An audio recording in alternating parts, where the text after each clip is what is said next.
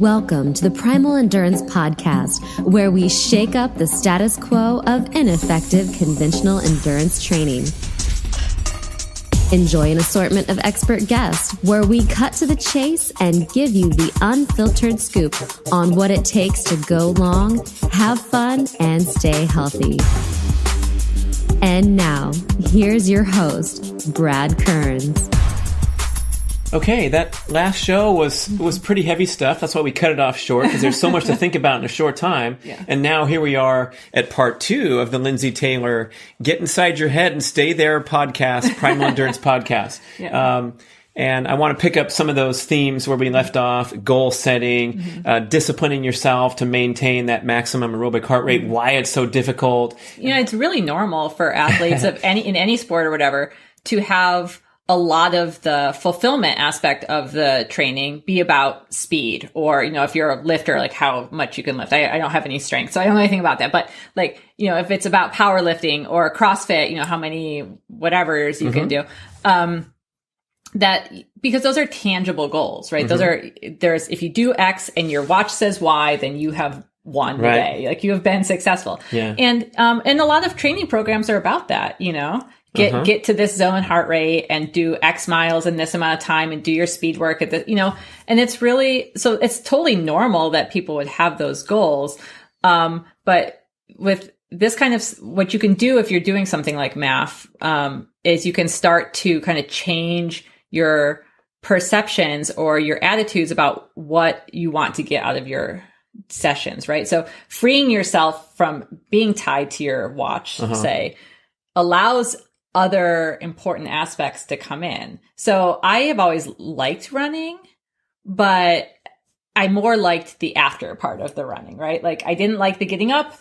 The run itself was fine. Like, sometimes it was hard and sometimes it was really hard and sometimes it really, really, really sucked.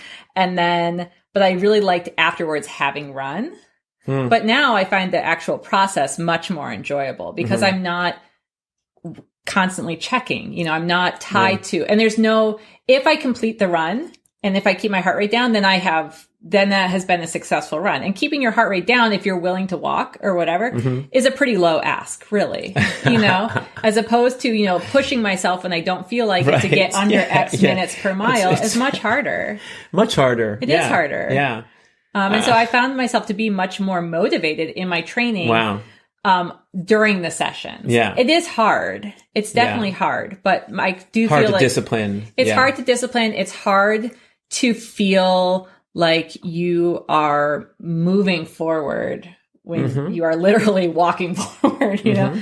But at the same time, you can make the choice to see the value in it and to derive your pleasure from your workouts from something other than the pace. Yeah, I think we need to get away from this need for incessant validation too. Yes. And I think that's why that pace increases, is because deep down, you're wondering if you're still as fit as you were a week ago or a day ago or going to be in 2 weeks. And you need to, you know, plug in. I remember at the very start of my career, racing, you know, against the fast guys on the pro circuit. And, you know, it's scary and intimidating as you're trying to climb the ranks, and you wonder, am I good enough swimmer to stay in the lead pack because I got dropped last time? And I'd like to know right now during this workout and push myself a little too hard and go against my long-term plan because I'm so fragile as a participant in this highly competitive sport that attracts highly motivated, driven people that are oftentimes have a little bit of fragility there with their self-esteem tied to the results. Well, the competitive aspect is a huge one too, because you're not going to go out and run with 6 of your buddies and then be like, my heart rate was 142. My heart rate is 142 also. You can be like, oh, I did that 6 miles in, I don't know, like 51 minutes or whatever, you know? And, so the time thing is an easy number to banter about. It feels like an easy gauge. And it is for that one run. Like, if you ran that run faster than me, then you won. You know what I mean? I won so many workouts. Right. But exactly, like, you were winning the workout. Like, what is your goal? Yeah. Right? Yeah. And so, this is like a metaphorical, like, this is a marathon, not a sprint, right? So, you don't want to win the workout necessarily. That's not good for you. I'll challenge that for a moment and say, look, you gotta ask yourself, what are you all about? Right. And if you just want to win workouts, remember this character that used to train with us here in Auburn a long time ago. And, he would go out on bike rides with us. He was a biker and he was really, really strong. He was older. He's an old guy. He was over 40 and he would just kill it. Like he was one of the fittest guys around. And I said, so you do that racing, that masters thing? He goes, oh no. He goes, I never race. I just want to beat people in workouts. And he just said it so matter of factly. And I thought it was beautiful because it's like, here's this guy where everything else is, the competitiveness is subversive. It's the little looks and the Andrew McNaughton, our favorite podcast guest, used to do this thing where if he was going to pass you on a climb in a training ride or a race, he would pass you. And at the exact time he would pass you, he would grab his water bottle and take a nice leisurely sip out of the water bottle. And then put it back while you're gripping the bars going as fast as you can and he's dropping you. And it was just like, I knew he would do it. I knew that was his game and it still demoralized me. Yeah. And then the other thing he would do he would shift in, like if you were in a big gear, he would shift into a really easy gear and and pass you and drop you and look right at your chain ring and with a look of surprise on his face at what crazy gear you were pedaling. And it might have been the right gear for you and he might have been doing this goofy gear, but your instinct is to shift every time he does it. And he'd do it in races and everyone would fall for it. Yeah. So it just shows like the reference of that guy that was firmly committed and congruent with his behavior to kick people's ass in workouts. And who cares about the race? This is the race. Right. And so we have to bring in our own beliefs and our own whatever we're aligned with and say, I'm probably going to be letting this pat go today because I'm observing my beeper because I have long-term goals and I like behaving incongruent with my goals. Yeah. I mean, and it is hard when you have a long-term goal because you're constantly being tested every day. You are. Every day is a test, right? Yeah. There's going to be temptations with food. There's going to be temptations to sleep through your morning workout. And sometimes you should probably take those temptations, especially with the sleep. There's going to be people who question your methods. And especially if you're doing something maybe like math, that's not as mainstream it's yet. Not as sexy as, it's not. No. And so, I mean, I am the only person in my training group doing math, which means that I'm running by myself and it's sad, but like but it does cause me to, recommit, reaffirm my values every day. And so I think this is, talking about the guy who just wants to go out and beat people. That's fine. If you feel good about that, that's okay. Like everybody has to come to where they're at. I think it's really important to come to it mindfully. So really have thought about, A, am I doing this for reasons that are serving me? Right. B, am I doing this in a way that's serving me? Right. So have I set a goal for myself that's useful to me? B, am I pursuing that goal in a way that is helpful to me?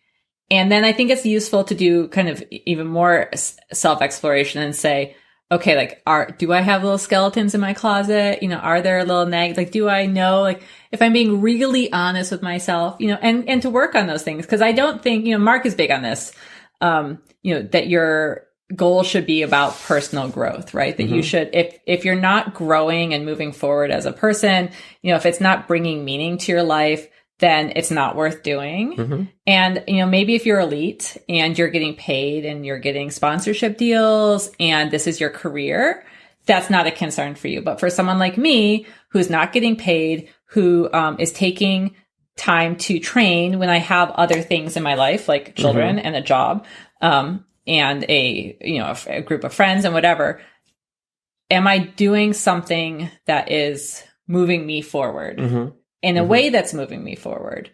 And if it's not, either I really think you should either stop doing it or you should change your methods. Either one is fine. But doing things because you think that it will bring some sort of extrinsic reward to you is really, it's sketchy. It's dicey. It's really dicey. Yeah. I mean, you're going to get 100 ego boosts over the next 100 days by pushing yourself and passing people on the bike trail. But you said something interesting on our earlier discussion on the videos about happiness being fleeting and not necessarily being aligned with a fulfilled life. You want to talk about that distinction for people? Yeah. I mean, so when you think about kind of how you're feeling, right? There's the kind of upper level, more superficial, how am I feeling right now? And then there's this more global kind of life satisfaction or well-being, right? which tends to be way more stable. And you can do things that make you happy that do not contribute to your well-being at all. And there's lots and this is where all this research comes in. You probably heard like, oh, money can't buy you happiness. That car won't make you happy. That watch won't make you happy. And that's true because they don't contribute to your overall well-being. Well-being comes from a sense of purpose.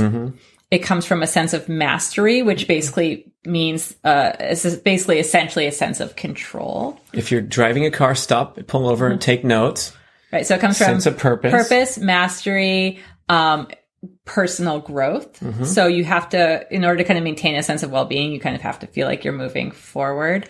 Sometimes some theorists say it comes from a sense of self-knowledge, right? So knowing yourself better. And it also comes from having kind of meaningful relationships in your life, but it doesn't come from these kind of short-term, one-off, single events. Those are outcome driven and they're not going to contribute to your well-being in the way that, focusing on the process of getting to that outcome can. So if you can get to that outcome, if you can be the fastest person in all of your training rides and you can like that, like there's nothing wrong with that. There's nothing wrong with having high self-esteem or even some ego. Like that in and of itself is not bad, but it's better if you can get to that place by working on the process, by seeing your workouts as learning experiences, by framing your goals in terms of not, am I going to win? Are people going to think I'm the fastest? Do I look cool in my bike kit? But, what am I getting out of this in my life? What is the larger meaning to what I'm doing? Well-being is what you want. Happiness is great. And if you have well-being, you'll also be happy. But you can have happiness without well-being, for sure. So we're constantly trying to recommit to our goals, and we hope those goals are framed properly so that they have depth and give our lives meaning. And I suppose that if we're really good at that, the ebbs and flows of those ego boosts and the bursts of happiness can come, but without as much attachment to it. Right. So that you can enjoy looking good in your new cycling suit and not feel guilty about it or whatever. But more importantly, when the ebbs come, right? When you have a bad day or when someone questions what you're doing in a way that kind of feels threatening or whatever, that you have a lot more resilience to those things. And resiliency is a huge thing, especially in these long-term training situations, right? Where you're having to deal with multiple setbacks over and over and over. Everybody will, right? Multiple setbacks, emotional setbacks, physical setbacks. Maybe you have a huge injury, right? Maybe you're forced to take 4 weeks off from your training. That's a huge setback. Yeah. So having that kind of resiliency in place by being able to, see the process as a growth and learning process and being less attached to outcomes is going to be very helpful to you to coming back. I'm thinking of my favorite sport, speed golf now, because golf is so frustrating. Everyone who plays knows it's just, you're trying so hard, you hit a bad shot. And I have a tendency to get mad at myself when I hit a bad shot. And my teacher, Christopher Smith in Oregon, he says, go easy on yourself. Have self-compassion when you hit a bad shot. So that's a directive from an expert that he's told me and I've agreed to do in my life because I know it'll make me a better player and I'll be more relaxed. And so you get those challenges where you have to, again, check your attitude, check your process-oriented mentality and reject that intense obsession with the result to the extent my first reaction is I'm going to get pissed and I'm going to yell, whatever. Right. But now that my ball's over in the sand trap, it presents a growth experience to work on my trouble game and hit a good shot the next time. So, just like in your journey to the Ironman, you're going to have those injuries, you're going to have this, you're going to have that. But I feel like, especially in endurance sports, when you have those are self-induced setbacks for the most part, unless you get whacked by, a car and, you're just taken out. An injury or an illness is an opportunity to reflect on what went wrong in your training and possibly how you lacked discipline or lacked focus on the correct goals or the most ideal goals. And you dug yourself a spiral and did it to yourself. Right. And I think that, it doesn't really, you're allowed to get mad and be frustrated and have negative emotions and have anxiety about race day. But if you hit a bad shot in golf and then you get mad, that doesn't change the fact that you still have to go up and hit it again, right? Yeah. So the outcome is a bummer, but you need to have the psychological resiliency in place to be able to kind of, yes, I'm mad. And now next is this next shot, right? So this is, again, that's an opportunity to become derailed or not. Like your entire game could go out the window at that point, or you could pull it together. And if you don't have a firm sense of, kind of, okay, I'm out here for this reason. This is what I hope to get out of it. Or if your reasons are very superficial, you are going to be more likely to be derailed by 1 or 2 or 3 small setbacks. You need to have this kind of larger meaning structure in place, I think. Yeah, I think sometimes we get troubled by having these expectations and want to be in control of a situation like an event. I remember the 1992 World Championships in Muskoka, Canada, Olympic distance. There was so much fog in the morning over this lake that you couldn't even see 10 feet, and they decided to delay the race for an unspecified amount of time. And so you can't eat, you can't do this, you can't do that. And everyone got really stressed, and the athletes got really angry, and they were challenging these officials in different languages, saying, we can see in the swim just fine, you should do the race. And it ended up being delayed for like 4.5 or 5 hours. Gosh. It didn't start till like noon. Yeah. And that's a long time to be fasted or whatever. Yeah, and sit there in your wetsuit. Yeah. Yeah, and I just remember I went back to sleep. And I said to one of the coaches, like, wake me up when they say, the race will start in an hour. And I just slept more because I was jet lagged anyway. And, I had a great race there and, everything went well. There was no complaints, but after the event at dinner, all you heard was complaints from almost all the athletes because it threw them out of their routine. Right. And they had such a strong expectation that the race was going to start at 7:30 a.m.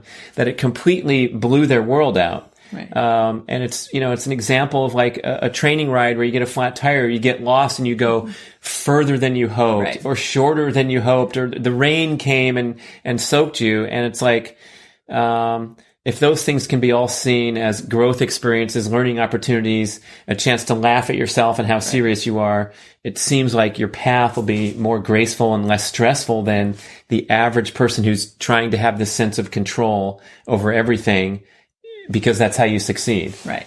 Control is a really difficult one, right? I have control issues.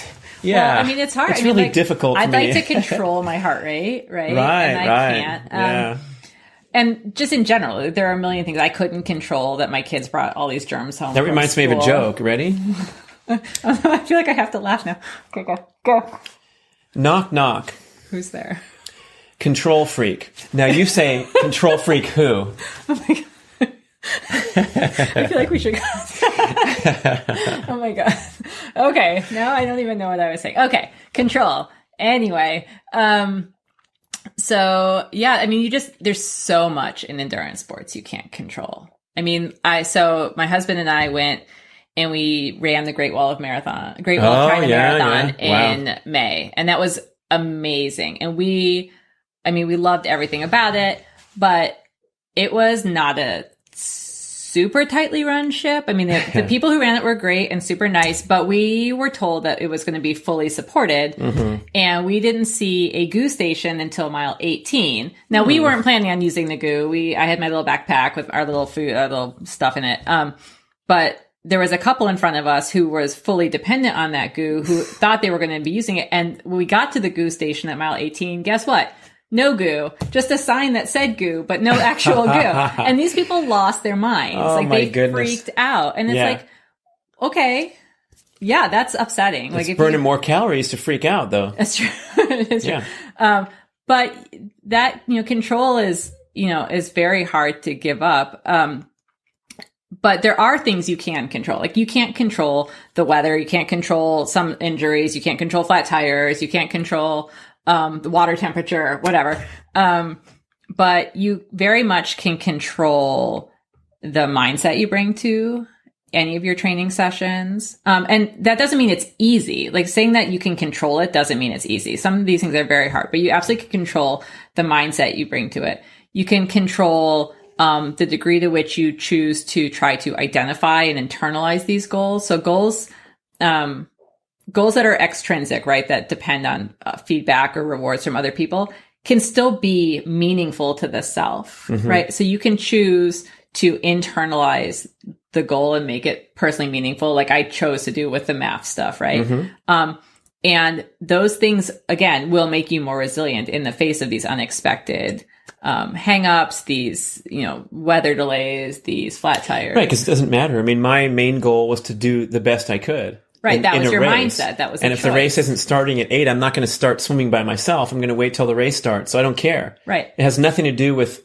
I'll do my best, and if it doesn't start for 24 hours and I'm really hungry or whatever, I'm not going to do that well. But you're always in control of doing your best. Right. Well, and you're in control. Like you can't necessarily control your initial reaction to the situation. Right. So your initial reaction may be panic in that situation.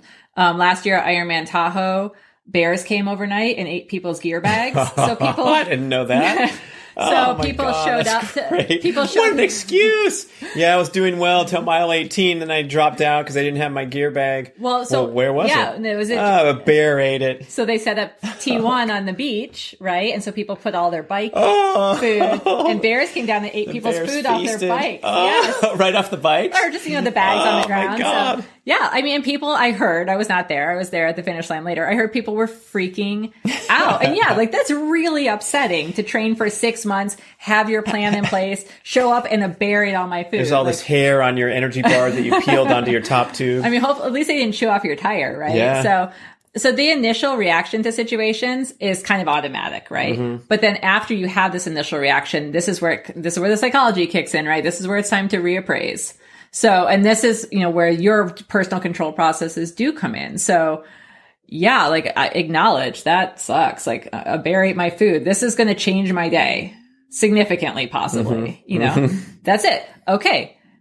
Reality is what it is, where am I going forward now? Right. And attitude does make a huge difference, right? Like attitude is not going to give you glycogen. It's not, but it can certainly change the tone of your day, the stress levels you experience that day.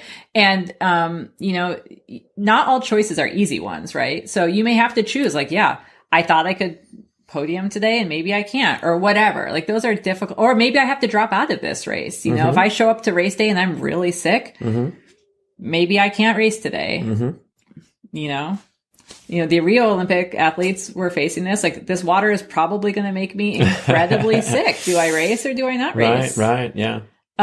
But, it is choice. When you do have these choices, that is a way of exerting control. And control is important, and giving your control away to situations or to other people really makes you vulnerable to setback and also makes you vulnerable to unhappiness, right? And so, making yourself vulnerable like that, I do think makes it less likely that you're going to get the satisfaction you want, even if you attain that end goal, right?